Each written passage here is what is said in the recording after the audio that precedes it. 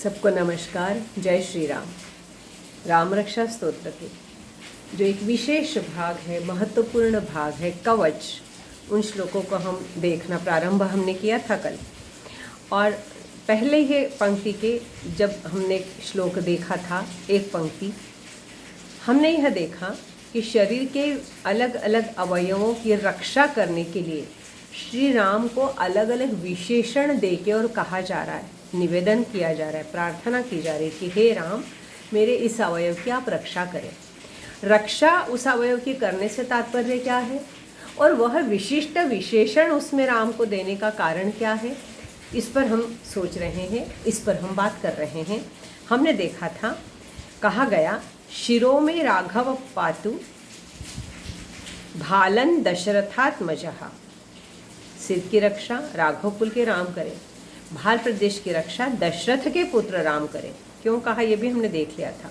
उसके बाद की पंक्ति थी दूसरे श्लोक की पहली पंक्ति, कौसल्ययो दृशप पातु, कौसल्ययो दृशौ पातु विश्वामित्र प्रिय श्रुति। विश्वामित्र प्रिय श्रुति, इस पर हम चर्चा कर रहे थे। और मेरी दृष्टि की रक्षा कौसल्या के राम करें, कौसल्या पुत्र राम करें। क्यों कहा, इस पर भी हमने देखा, मेरी दृष्टि विकारहीन हो तभी तो मेरी दृष्टि की आप रक्षा करें, ऐसा मैं कह रहा हूँ। स्वच्छ दृष्टि मतलब चश्मा नहीं लगे ऐसा नहीं है, मेरी दृष्टि स्वच्छ हो, समभाव हो, स्नेह हो, अपनापन हो, पर कर्तव्य के प्रति सजगता की देने वाली वह मेरी दृष्टि हो, किसी के लिए विकार ना हो। और विश्वामित्र प्रिय श्रुति, मेरी कान में जो सुनना चाहूँ उन कानों से वो कैसा हो, हे विश्वामित्र के प्रिय राम, गुरु के अपने प्रिय शिष्य, तुम मेरे उस श्रवण की, उस श्रुति की रक्षा करो। अर्थात क्या करो, विश्वामित्र के श्री राम क्यों कहा, यहाँ गुरु की बात क्यों कही और श्रुति की, इस पर हम बात कर रहे थे। देखिए, हम एक श्लोक कहते हैं, भद्रम करणे भी शृणुयाम देवाः। मैं अच्छा सुनूं, अच्छा देखूं। तो यह जो बात है, यहाँ कहीं यहाँ पर है कि मैंने कहा था, चलते चलते चलते ही कितना सारा ज्ञान दे दिया था। समस्त जिसे हम कहते हैं क्षेत्रों का, आजकल हम फैकल्टी कहते हैं, विषय कहते हैं भिन्न भिन्न, इसलिए अलग अलग हमको 12वीं के बाद ही 10वीं के बाद ही विषय का चयन करना है और हम उसी विषय में बस ज्ञाता होना चाहते हैं, in jack of all master of none. आज तब ये नहीं था, जाते जाते समस्त शास्त्रों का ज्ञान कैसे दे रहे थे।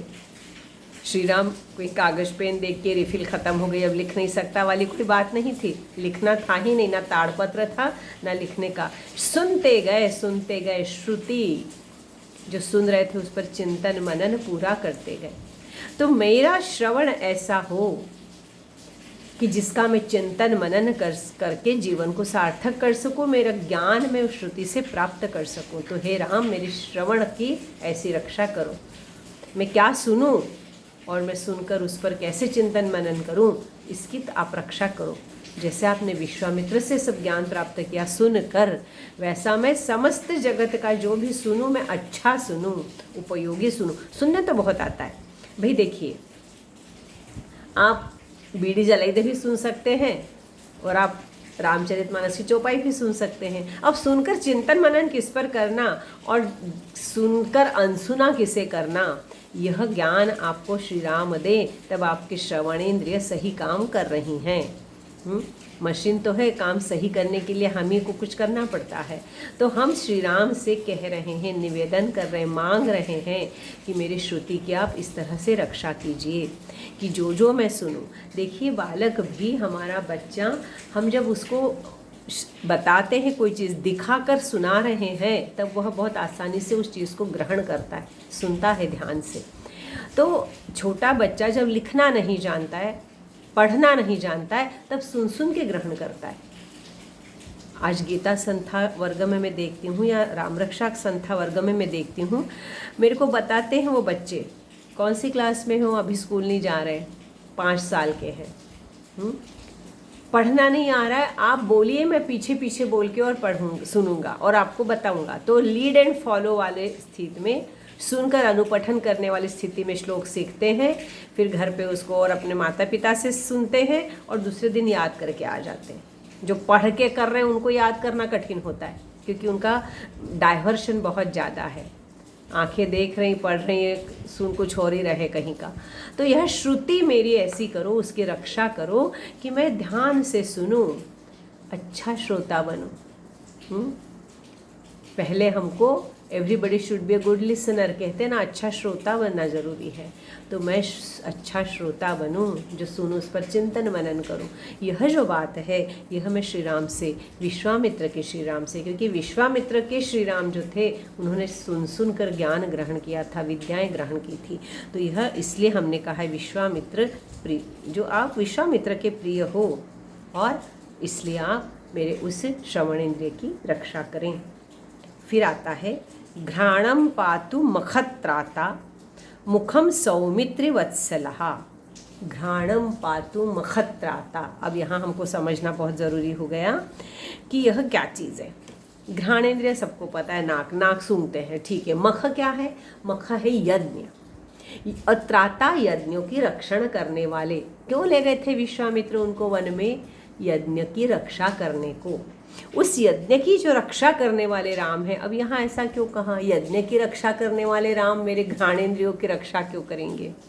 क्योंकि यज्ञ से पर्यावरण की शुद्धि होती है। जो धुआं निकलता है ना, वो पर्यावरण का प्रदूषण नहीं करता है।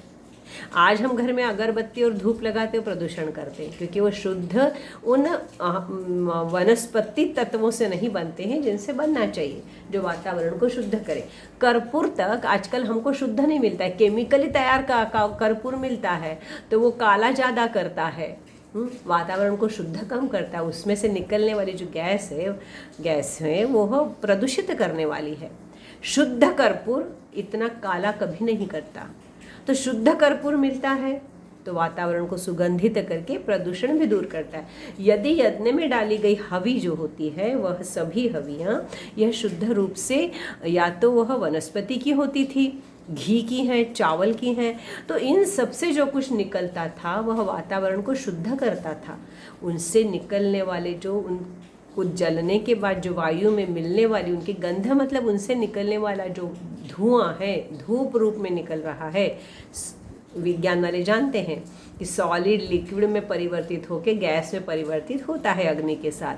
तो जलने वाली पहले चुरचुर बोलता है ना, तो वो द्रव में होते होते गैस में परिवर्तित होता है। वह जो विघटन होकर जो गैसेस बनती है वो प्रदूषण को दूर करने वाली होती है, प्रदूषित करने वाली नहीं होती।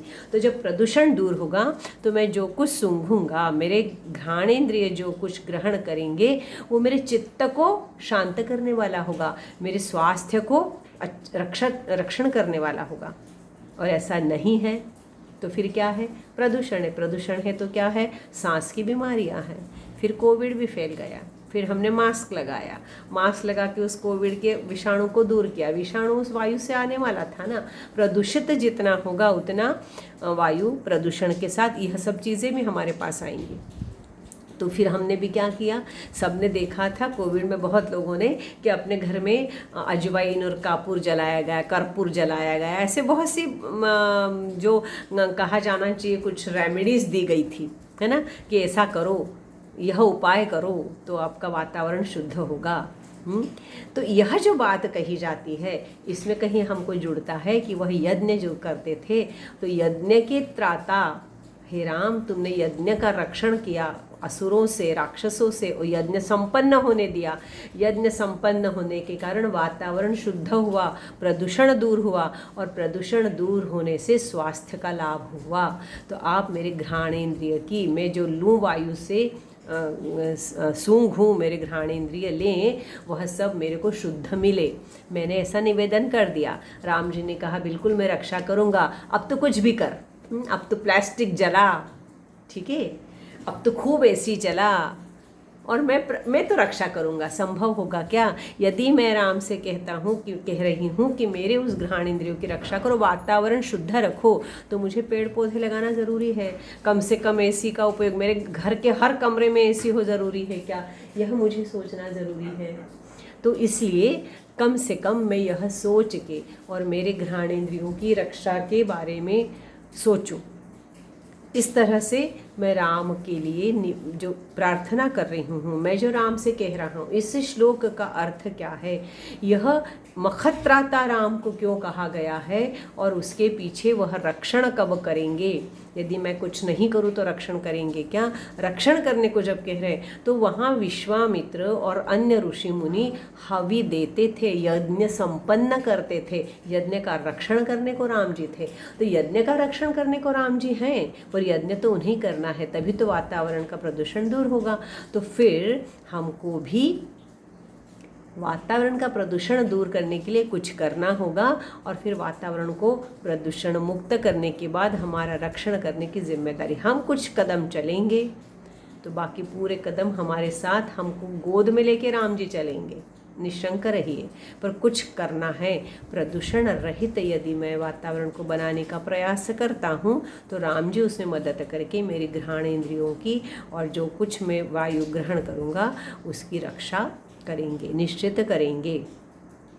पर पूर्ण रूप से उन पर निर्भर होकर वो करेंगे क्या, यह हमको निश्चित ही सोचना पड़ेगा। तो यहाँ पर मैं ऐसा अर्थ लेती हूँ कि हाँ, मुझे यदि वायु प्रदूषण, इसीलिए तो हम प्रदूषण मुक्त समाज की बात कर रहे हैं, वातावरण की बात कर रहे हैं, और राम निश्चित रक्षा करने वाले हैं। विश्वामित्र और यज्ञ की रक्षा करने वाले राम हमारे उस घ्राणेंद्रियों की, और घ्राणेंद्रियों के माध्यम से जो हम सांस लेकर वायु लेते हैं उससे हमारे स्वास्थ्य की रक्षा करेंगे। उसके बाद कहा गया है कि जब हम